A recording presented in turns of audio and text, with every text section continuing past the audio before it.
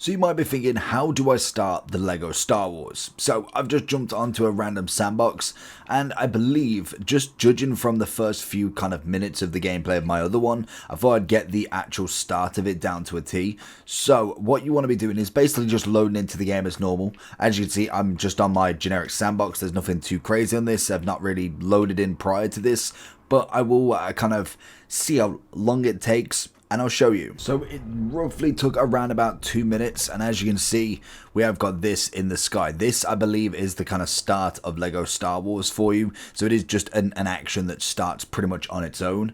By the looks of it, here we go, it should be coming through. You'd start to feel some sort of vibrations. I don't know about PC, but most definitely on the Xbox you can. So after this, there should be a little bit of a scene that you've got as well, and then you will get a captain that comes and sees you as well. So as we see this come through, to be fair, I can fly, so it's even better on the sandbox. You can obviously get a little bit closer to it, but you can see it is trying to break through, and eventually, when it takes more than 10 seconds, and finally you can see it start. So we've got kind of these droids coming through, and then we should be able to see a big ship that also comes through.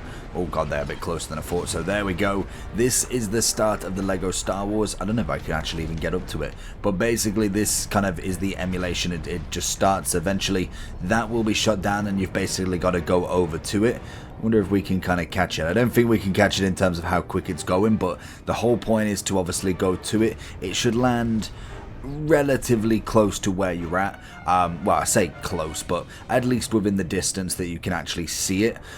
Once you've done this, you should then, once you get to the ground, you should get a visit from a captain, but I think it's got to actually hit the ground first. We're going to just try and make our way over a little bit.